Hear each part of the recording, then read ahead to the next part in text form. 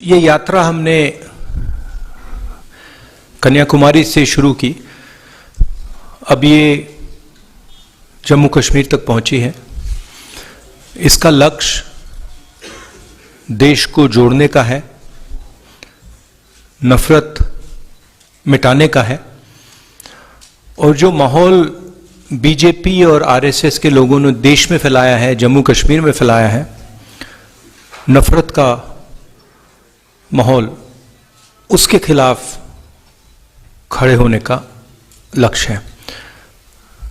दो और बातें हैं। एक, जो कंसंट्रेशन ऑफ वेल्थ हो रहा है, चुने हुए लोगों के हाथ में हिंदुस्तान का धन जा रहा है और उसके कारण महंगाई बढ़ रही है और बेरोजगारी बढ़ रही है। तो ये मुद्दे थे। जम्मू कश्मीर में स्टेटहुड का मुद्दा है और हमारी व्यू है कि जल्दी से जल्दी स्टेटहुड आपको मिलना चाहिए और आपकी जो असेंबली है एक बार फिर चालू होनी चाहिए। जो आपका लोकतांत्रिक सिस्टम है वो एक बार फिर वाइब्रेंट होना चाहिए। बहुत कुछ सीखने को मिला। जम्मू कश्मीर के लोगों से मिलकर भी काफ़ी सीखने को मिल रहा है। उनके दिल में जो दर्द है, दुख है, वो समझने को मिल रहा है। तो काफ़ी अच्छी यात्रा रही है हमारे लिए और कुछ ही दिनों में हम श्रीनगर पहुंच जाएंगे। धन्यवाद। शुक्रिया राहुल जी। डेली एक्सेलसियर से तरुण उपाध्याय है नहीं। स्टेट टाइम से विवेक शर्मा, वो भी है नहीं। अमर उजाला से अमित कुमार,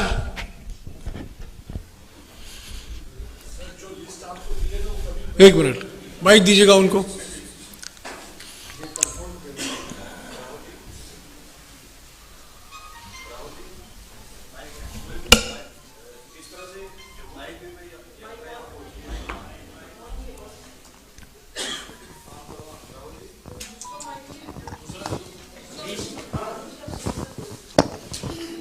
जिस तरह से जम्मू कश्मीर में आपकी यात्रा पहुंची है, लोग आपसे जुड़ रहे हैं, तो क्या इस यात्रा के बाद देशव्यापी स्तर पर कोई दूसरा ऐसा अभियान चलाने की आपकी तैयारी है? नहीं, हमने पहले कहा था कि जब तक यात्रा नहीं खत्म होती तब तक हमारा फोकस यात्रा पर और जो हमने मुद्दे उठाए हैं उन पर रहेंगे। यात्रा के बाद क्या होगा वो यात्रा के बाद डिसाइड होगा। मतलब जब तक हम श्रीनगर पहुंचेंगे तब तक हमारा फोकस इसी पे है। दैनिक जागरण से नवीन, क्योंकि होता क्या है कि अगर कुछ काम करने निकले हैं और उस काम के खत्म होने से पहले हम दूसरे काम के बारे में सोचना शुरू कर देते हैं, बोलना शुरू कर देते हैं, तो फोकस लूज हो जाती है। इसलिए हमने ये निर्णय लिया है। दैनिक it's fine. Rahul ji, article 370 का जो रिस्टोरेशन का एक इशू है, यहाँ पे कुछ आवाजें उठती हैं, तो क्या कांग्रेस उसका सपोर्ट करती है रिस्टोरेशन का, या आपके एजेंडे से बाहर आर्टिकल? नहीं, Congress position on article 370 is very clear. हमारी वर्किंग कमेटी का रेजोल्यूशन है, उसको आप पढ़ लीजिए। That is our position. Kashmir से Sushmita. Good afternoon. Sir, my question is, Defense Minister Rajnath Singh has just stated through your Bharat Yatra, you are spreading hatred and you are defaming India even abroad. Not just you are spreading hatred across India, but even abroad you are defaming India. So my question would be, if, as according to BJP, if your heart is full of hatred for a particular person, because you always speak against Prime Minister, BJP and RSS, so if you have not been able to win over your hatred, how can you spread love and compassion across the country? Thank you. Is this a question or a statement? Sir, I'm asking you. What is the question? Sir, I'm asking if a heart is full of hatred. No, but the heart is not. But the heart is not full of hatred. In fact, I'm very respectful, and I don't have hatred for anybody. You've not really asked me a question. You have stated an opinion, and you've made a statement. Sir, it's not my opinion. No. You made a statement. There is no question in what you have said, right? You have stated that I have hatred in my heart, and if you have watched this yatra, right, not once have I said there is hatred for anybody, right? This yatra has been about love and affection from the beginning. Everybody in this yatra has been respectful. Nobody in this yatra has attacked or abused anybody else, right? So it's interesting that you, instead of asking a question, you make a statement. It reflects what you're trying to do. Now, as far as Mr. Rajnath Singh's statement is concerned, I don't understand how a Padyatra across the country that is uniting the people of India, that is bringing the people of India together, that is being loving and affectionate to the people of India, is harming the interest of India. I don't understand it. I can see how the hatred and violence that Mr. Rajnath Singh's party is spreading damages the country. I can see how dividing India between religions, between communities, between castes, between genders is harming the nation. And I can also see how it is defaming the nation. If you look at all the newspapers abroad, right, and you must spend some time doing it, you will find that they are all asking the question, what has happened to India's traditional values? What has happened to India's brotherhood? What has happened to India's strength under the current government? So the defamation is being done by the ideology of the BJP and the RSS. Finally, I think Mr. Rajnath Singh, I would be surprised if these were his actual views. Rajnath Singh ji operates in a party where what he has to say is told to him by the top. I don't think he has a choice in the matter. So it's nice that Mr. Rajnath Singh has expressed his opinion. I think it is something that he has done as a result of orders from the top. Punjab Kesari से कमल राणा है नहीं, PTI से Tariq,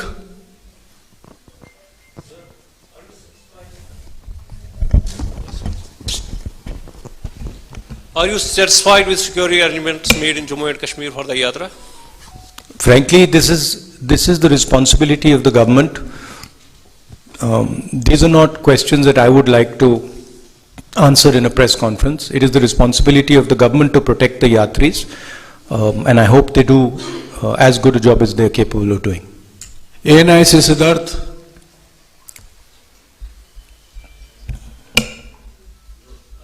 sir कल आपने जयराम जी ने कल एक statement दी, दिग्विजय सिंह की स्टेटमेंट क्लैरिफाई किया भी, लेकिन बीजेपी लगातार आप लोगों पे हमले बोल रही है। इससे पहले आप भी निशाना बनते थे, अब आपकी पार्टी निशाना बन गई है। एक मुख्यमंत्री शिवराज सिंह चौहान ये तक कह रहे हैं कि कांग्रेस के डीएनए में पाकिस्तान है, कांग्रेस चाहती है कि देश में और हमेशा से करती है। इस पर आप क्या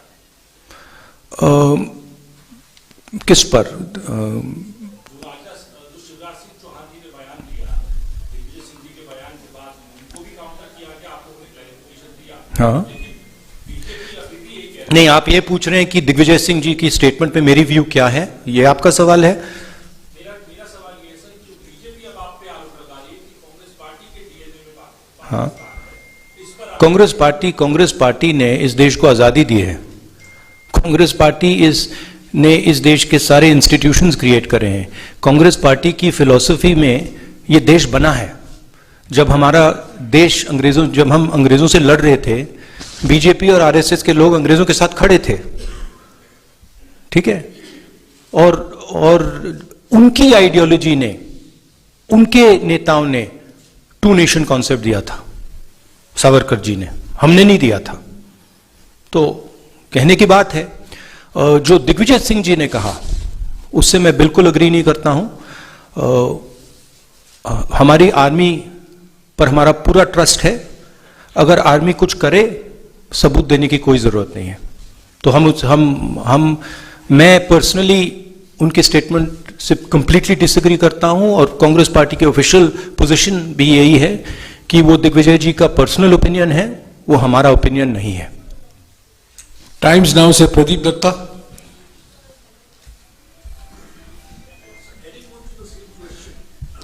जो सवाल पहले पूछे गए हैं उसको बार बार दोहराने की जरूरत नहीं है।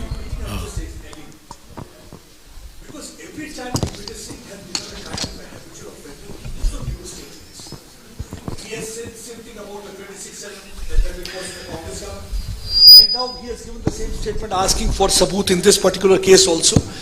And every time Congress tries to distance itself from Digvijay Singh's statement, and today also you said that you don't agree with that. I agree with that. But why action is not initiated? We are a democratic party, okay, and we are not a dictatorship. We don't run our party with principles of coercion. We don't appreciate Mr. Digvijay's personal views, but the views of the party are above Mr. Digvijay Singh's views. The views of the party are generated from a conversation within the party. I would like to assure you that Mr. Digvijay Singh's views are outlying views. They are not views that are held by the by the center of the party. We are absolutely crystal clear that the armed forces do a job, they do a job exceptionally well, and they do not need to be providing proof for anything. Okay? आज तक से Sunil Bhatt. It is in the culture of our party, right, to allow conversations. And sometimes when those conversations happen, people who have extreme views air their views, right? So we try to manage a conversation. You see, in the BJP, in the RSS, there's no conversation. They just decide that this is what it's going to be, and nobody can talk after that, right? It's like demonetization. The Prime Minister gets up one morning and says, we're going to demonetize. Or like GST, where, you completely destroy the backbone of the country because you're not having a conversation.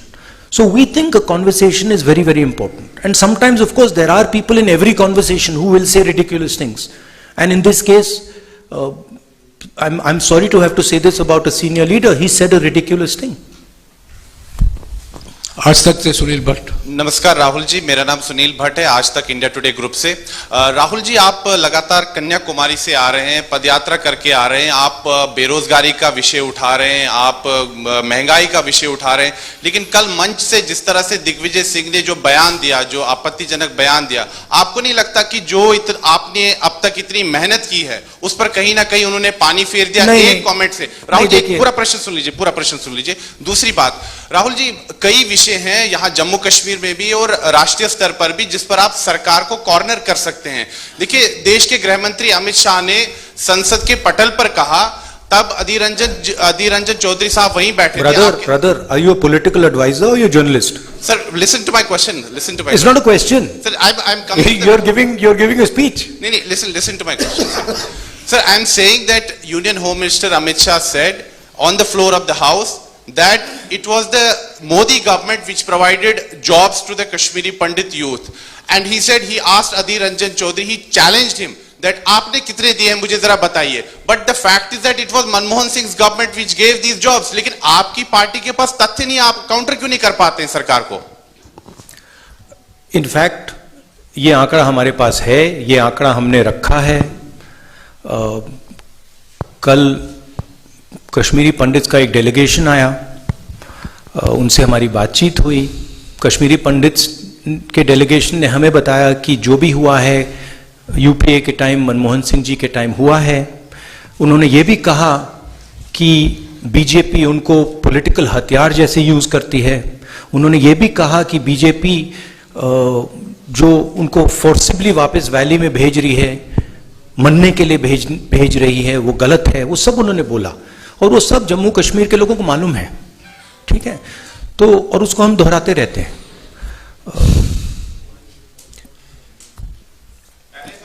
Network news 18 से what was the पहला सवाल? My first question was that you have been, on Padyatra for last many months. Yeah. And yesterday from your podium, Digvijay Singh made, controversial remarks. No, I don't think so. I don't think so. I think the yatra has achieved something fundamental and very powerful. What the yatra has done already, and this cannot be changed now. It has shown that there are two visions of India.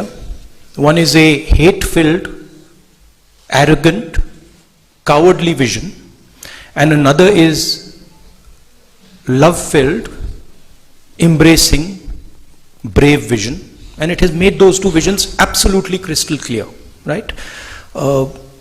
Millions of people, not just myself, millions of people have walked across the breadth of this country. They have supported this yatra, and this yatra has changed the narrative in the country. You in the media might not like to accept it, but it's a fact, right? And nothing can change that. One or two comments, that are said by a leader are not going to change the fundamental fact that the yatra has been a success. The yatra has brought India together. The yatra has shown that Indian people believe much more in love and affection than in hatred and anger. So I am quite pleased by what this yatra has achieved. Network news 18 से Manoj Kaul. Sir, मैं Manoj Kaul. Sir, आपसे ये जानना चाहता हूं कि जिस तरह से आपने ये कह रहे हैं कि भारत जोड़ो यात्रा जो है इसका कोई पॉलिटिकल मिशन नहीं है, लेकिन हमने देखा कि जब भी आप कहीं पर भी आपने भाषण किए, कल के भाषण की बात करें या अभी आपने जो इनिशियल रिमार्क्स दिए, उसमें आपने बीजेपी को निशाना बनाया है। तो क्या हम ये माने कि इस यात्रा के जरिए आप एक ये मैसेज देना चाहते हैं अपने वर्कर्स को या जो अपोजिशन है उसको एकत्रित करने के लिए, ताकि आप बीजेपी का मुकाबला कर सकें? नहीं, देखिए, ये यात्रा भारत को जोड़ने की यात्रा है। ये हम सब के लिए, कांग्रेस पार्टी के नेताओं के लिए, कांग्रेस पार्टी के यात्रीज के लिए, मेरे लिए पर्सनली एक तपस्या सी है। इससे हमें बहुत कुछ सीखने को मिला, समझने को मिला, बहुत प्यार मिला। 3,800 किलोमीटर की यात्रा है। कांग्रेस पार्टी एक पॉलिटिकल पार्टी है, तो अगर कांग्रेस पार्टी का ऐसी यात्रा में इन्वॉल्वमेंट होगा तो थोड़ी पॉलिटिकल बातें तो होंगी, वो नेचुरल है। लोग हमसे पूछते हैं, कश्मीरी पंडित्स ने हमसे पूछा कि वो आकर हमसे मिलना चाहते हैं। हम मिले, अब उसमें उन्होंने पॉलिटिकल बातें उठाई। उन्होंने कहा कि गवर्नर ने हमें अब्यूज किया है। उन्होंने कहा कि देखिए, हमें वापस श्रीनगर भेजा जा रहा है, वहां कंडीशंस नहीं है, हमारे लोगों को गोली मारी जा रही है। अब वो मेरे पास आए और अब मैं उनकी बात ना उठाऊं तो फिर वो प्रॉब्लम हो जाएगी। तो अगर हम यात्रा कर रहे हैं और लोग हमें बातें बता रहे हैं, हमें वो बातें तो उठानी पड़ेंगी। अगर किसान हमारे पास आए और कहे भैया देखो मेरे बीज खराब निकले, और अगर मैंने 100 दिन की यात्रा में वो बोला ही नहीं, तो फिर वो किसान कहेगा ये भारत जोड़ो का क्या मतलब है? मैंने जो आपसे बात बोली आप बोल क्यों नहीं रहे हो? मेरी आवाज आप क्यों नहीं उठा रहे हो? तो ये हो रहा है। एबीपी से अजय बाचलू।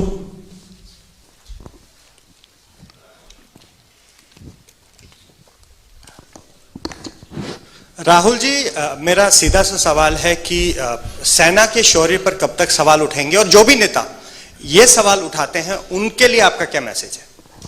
मैंने भैया 3 बार बोल दिया क्लियरली, आपको शायद सुनाई नहीं दिया, आप पीछे बैठे हैं, थोड़ा आगे आ जाइए। I have explained it 3 times। Gulistan से विनोद मल्होत्रा। राहुल जी नमस्कार।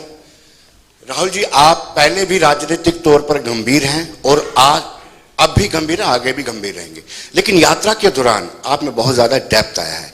लेकिन हम जब वो पुरानी प्रेस कॉन्फ्रेंस आपकी देखते हैं जिसमें आप बोलते हैं कि वो पुराना राहुल गांधी अब नहीं है, उस पुराने राहुल गांधी में क्या कमियां थी और इस राहुल गांधी में नहीं, कौन मैंने नहीं, आप गलत समझे। मैंने ये नहीं बोला कि पुराना राहुल गांधी नहीं है, मैंने बोला राहुल गांधी नहीं है जी, अलग बात है, आप बात नहीं समझे जी। मैं पुराने की बात नहीं कर रहा हूं, मैं बोल रहा हूं कि आपके माइंड में राहुल गांधी है, मेरे माइंड में राहुल गांधी नहीं है। मेरे माइंड में सिर्फ जनता है, जनता का दर्द है, जनता है, हिंदुस्तान के किसान हैं, मजदूर हैं, गरीब लोग हैं, और हिंदुस्तान की जो इश्यूज हैं वो हैं। मुझे राहुल गांधी से कुछ लेना देना नहीं है, आपको है। मेरी माइंड में क्लैरिटी है कि इस देश में जो हिंसा, नफरत फैलाई जा रही है उसको मिटाना है, उसके खिलाफ खड़ा होना है, चाहे कोई भी कॉस्ट हो। क्योंकि मैं हिंदुस्तान को नफरत और हिंसा का देश मानता ही नहीं हूं, एक्सेप्ट नहीं करता हूं। और मेरे जैसे करोड़ों लोग हैं जो इस देश को मोहब्बत, भाईचारा, इज्जत, ह्यूमिलिटी का देश मानते हैं। तो पुराने राहुल गांधी, नए राहुल गांधी की बात नहीं है। चलिए, जयराम जी हमेशा 1 नेशन 1 टैक्स की बात बासु करते जी हैं। सप्लीमेंट्री नहीं प्लीज। इंडिया टुडे ग्रुप से मौसमी Singh. Rahul,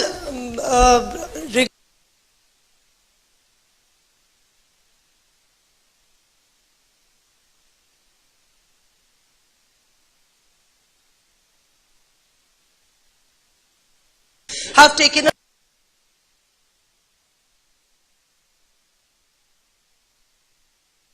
country that we should ban any particular documentary. The MEA stand has also been very defensive about the entire documentary. If you read our scriptures, right? If you read Bhagavad Gita or you read the Upanishads, you will see in it, it's written that the truth cannot be hidden. The truth always comes out. So you can ban, you can suppress the press, you can control the institutions, you can use CBI, ED, all this stuff. But the truth is the truth. Truth shines bright. It has a nasty habit of coming out. So no amount of banning and, oppression and frightening people is going to stop the truth from coming out. JK news wire से Ashwini Kumar. JK news wire से अश्विनी कुमार, आपको जवाब मिल गया madam. जेके news wire से अश्विनी कुमार है नहीं। Jammu state line से जुनैद हशमी। राहुल जी, ये जो आपकी भारत जोड़ो यात्रा, आपने कहा कि भारत को जोड़ने के लिए है। अगर ये आपके भारत को जोड़ने के लिए आपकी यात्रा है और आपकी छवि के परिवर्तन के लिए नहीं है, तो जिस समय आप लखनपुर में आए वहां पर डोगरा स्वाभिमान संगठन के चौधरी लाल सिंह भी आए थे और अन्य कई और जम्मू में क्षेत्रीय दल हैं, जिन क्षेत्रीय दलों ने, जो क्षेत्रीय दल आपकी भारत जोड़ो यात्रा में शामिल हो सकते थे, लेकिन एक तो उनका अनादर किया गया, उन्हें आपने स्टेज पर नहीं बुलाया, और उसके बाद बाकी जो यहाँ के दल हैं उनमें से किसी को आपने आमंत्रित भी नहीं किया। उसमें गुलाम नबी आजाद की डेमोक्रेटिक आजाद पार्टी भी है। तो जानना चाहूंगा कि अगर आपकी छवि के परिवर्तन के लिए यात्रा नहीं, लाल सिंह जी ने यात्रा को सपोर्ट किया और उनके सेंटिमेंट को हम अप्रिशिएट करते हैं। गुलाम नबी जी की जो पार्टी थी वो तो हमारे स्टेज पे बैठे थे लोग, 90% of them are already in the Congress. So अब now I think there's only Ghulam Nabi Azad ji on that side. So I don't know if you want me to Ada Karo him, I will Ada Karo him also. No problem. My respects to Ghulam Nabi ji. Delhi Taskin se And I apologize for any hurt that we may have caused either Lal Singh ji or Ghulam Nabi Azad ji. Delhi Taskeen से Aamir Sohail. We are nice people. Good afternoon Rahul ji, I am from Delhi Taskeen. मेरा ये सवाल है कि abrogation of article 317 Jammu and Kashmir 5 अगस्त 2019, उसके बाद Modi government ने कहा था कि जम्मू कश्मीर में दूध की नदियां बहेंगी, यहाँ पे परिवर्तन होगा, डेवलपमेंट आएगी. लेकिन आज भी हम जम्मू कश्मीर के जो उभरते हुए नौजवान हैं, हम परेशान हैं. हम प्रेस में कुछ छाप नहीं सकते हैं. हम जम्मू कश्मीर में बेरोजगारी के मुद्दे पे बात नहीं कर पा रहे हैं. हमारे नौजवान हर रोज बीजेपी के ऑफिस के बाहर प्रोटेस्ट कर रहे हैं, लेकिन हमारी कोई भी बात सुनने वाला नहीं है. हम डिप्रेशन में, एंजाइटी में हैं. हमें महसूस नहीं हो रहा कि हमारा फ्यूचर क्या है, मुस्तकबिल क्या है, हम कहाँ जाएं, किससे गुहार लगाएं. हमारे लिए कोई उम्मीद नहीं है. तो हमारे लिए क्या राहुल गांधी एक उम्मीद बनकर आए हैं जम्मू कश्मीर में? देखिए,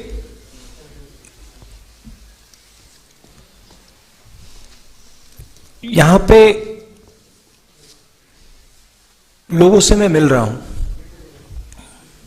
और सबसे खुल के मिल रहा हूं. सेंटिमेंट जो आपने रेज किया है वो सब लोगों के दिल में है. यहां पे युवाओं से बात करो तो वो अनएम्प्लॉयमेंट की बात करते हैं, फ्यूचर नहीं दिख रहा है, इंडस्ट्री नहीं है, जो किसान हैं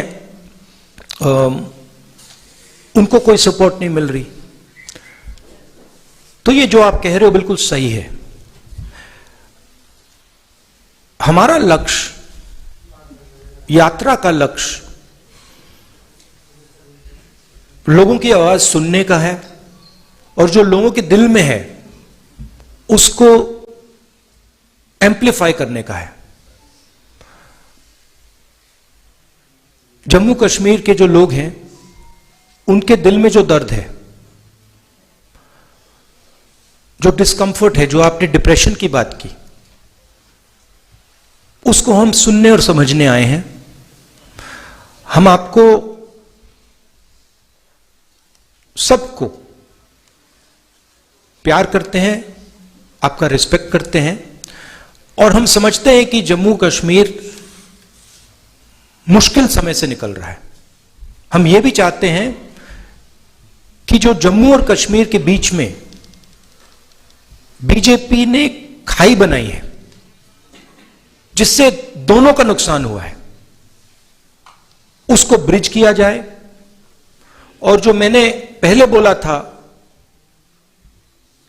मोहब्बत की दुकान, एक दुकान नहीं, हजारों लाखों दुकान हम जम्मू कश्मीर में खोलना चाहते हैं. क्योंकि हम समझते हैं कि अगर आप एक साथ मिलकर रहोगे तो ये प्रदेश तेजी से, सॉरी प्रदेश नहीं, यूनियन टेरिटरी, ये यूनियन टेरिटरी आगे बढ़ सकती है. एसएनआई से नफरत से कुछ नहीं होता है, हिंसा से कुछ नहीं होता है, कोई सोल्यूशन नहीं आ सकता है.